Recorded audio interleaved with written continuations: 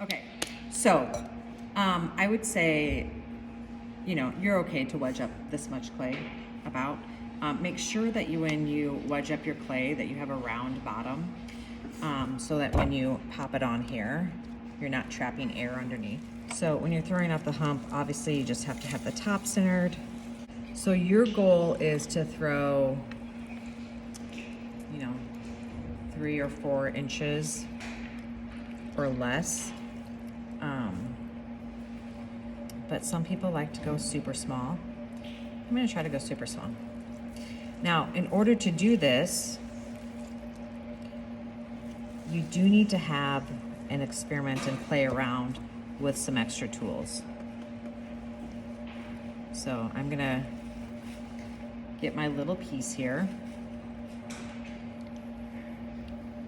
make my center hole. Now you have to still follow the same rules as you would with a big pot. So if I'm gonna have a flat floor here, because let's say it's a vase, then I need to have a flat floor.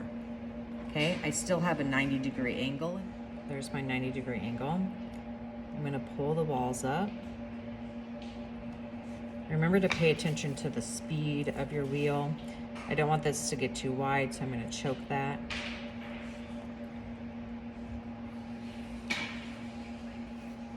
I'm making sure that false bottom is staying defined.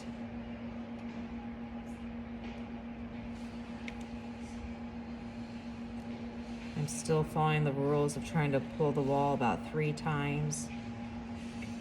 I don't want it to be bottom heavy, so I'm really applying more pressure here on the bottom. Same rules. You want these pots, even though they're tiny, to be the same quality. We might have to cut some, let's just do it. We'll cut some tiny sponges here. Really? Yes. Are you freaking out? Right now. That's actually so cute, Miss Green. Miniature. Okay, so I got my water out. I'm gonna start choking. Now we want these to have beautiful shapes. So once you choke, you have to pull again, right? Don't just choke.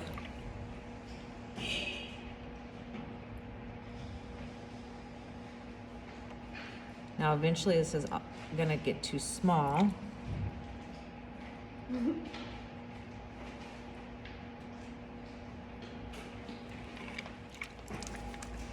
So. Oh, you just use your fingers? So once that hole gets too small, I can do the final pulls. So I'm gonna even trim it. I'm gonna trim it just a smidge to kind of define this bottom. So I'm trimming everything just like a normal pot. I'm gonna do a little undercut here. It might even help to get that tool wet.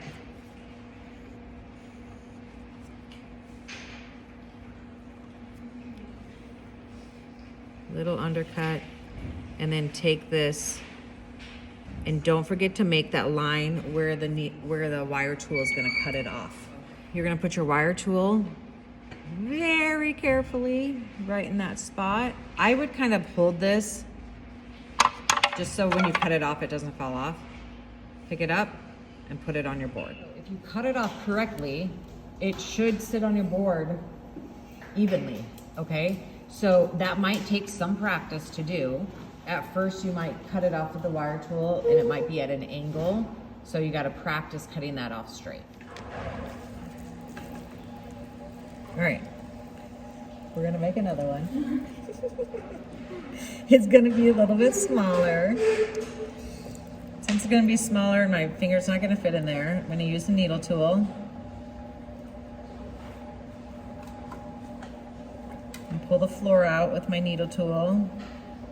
Still using a flat floor. Keep your hands wet. I'm gonna try to belly it out a little bit. Now this one I'm using a rib, so I'm gonna not throw it as thin. know that because I already messed one up. That's why you gotta practice. Okay, and I'm taking gift card. This is my old swim pass.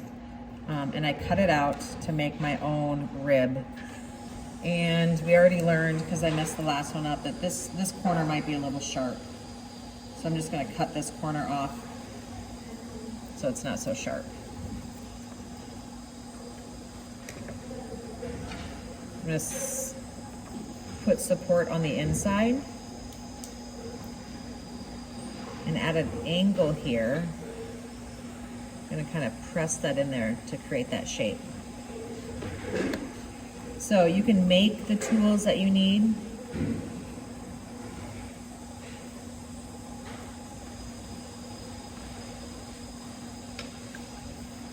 I did check to make sure I didn't have any water in the inside there. I do want to choke this a bit.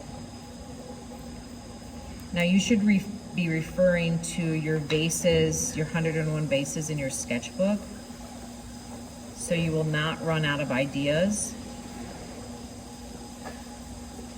Remember, whenever you choke, you want to pull that wall, so I'm using that needle tool to pull.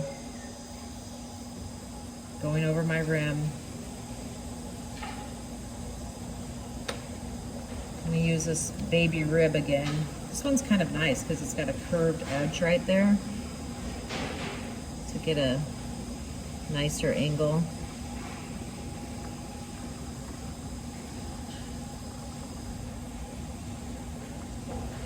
Ideally, you want to use your ribs when you can still put your finger inside there and press against your rib rather than just do everything with nothing inside. But I just wanted to clean that little part up. All right, so now for the trimming.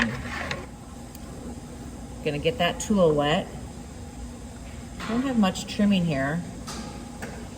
Just gonna get under there, kind of trim and add that undercut. We're treating this just like it was a big pot. And now, going in flat to make that indent so we can use the wire tool to take it off. Now I'm gonna dry my hands off here so that when I touch the pot, I'm not getting it all goopy. I'm gonna get my wire tool nice and tiny. Be very careful to get it in here. This is what I was talking about. You wanna make sure you're doing this straight. I'm also supporting the pot on the back side here with my thumb so that when I pull this off, it doesn't just fall off. And there's number 2, okay? The bottom's nice and straight. There's not a hole in the bottom. Now you can go up to 4 inches, which makes, you know, really nice, like flower bud bases. So let's see what that would look like.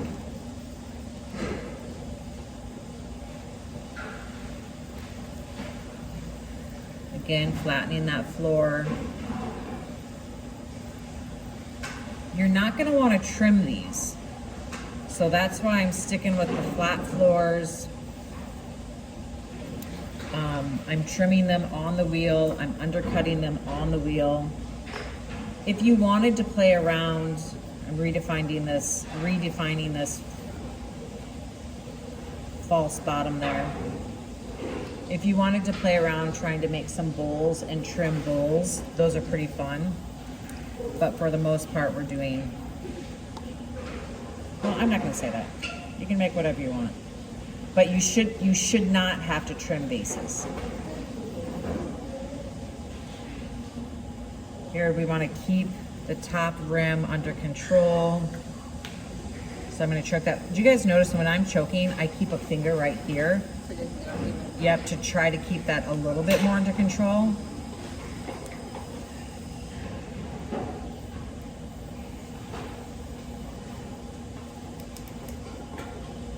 Trying to make that nice and round. I'm still pulling it, so it's still getting bigger. I'm applying less pressure at the top, so I don't want to get that top too thin. So this is considerably larger than what we were doing before. I have this teeny tiny, see how big it is? It's like so small. I've never used it before. I only bought it because it was small and cute. But this would be a good project to use it for, huh? I don't even know.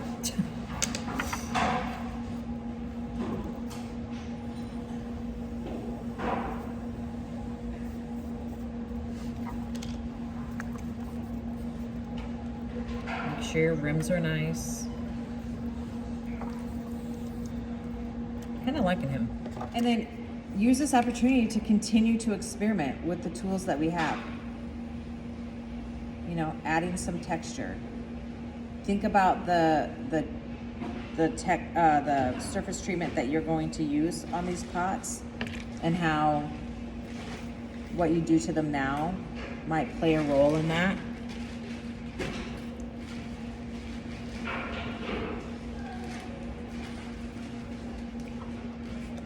And then back to trimming and undercutting.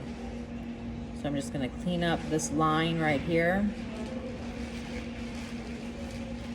Again, I don't want them to be bottom heavy, so I'm getting rid of some of that clay.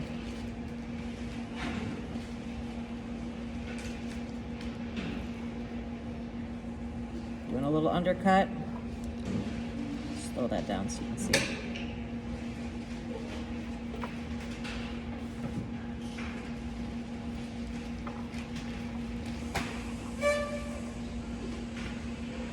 Now you should mark these and hopefully be able to sign them. On some of these teeny tiny ones, you might just have to draw your mark in if they're too tiny.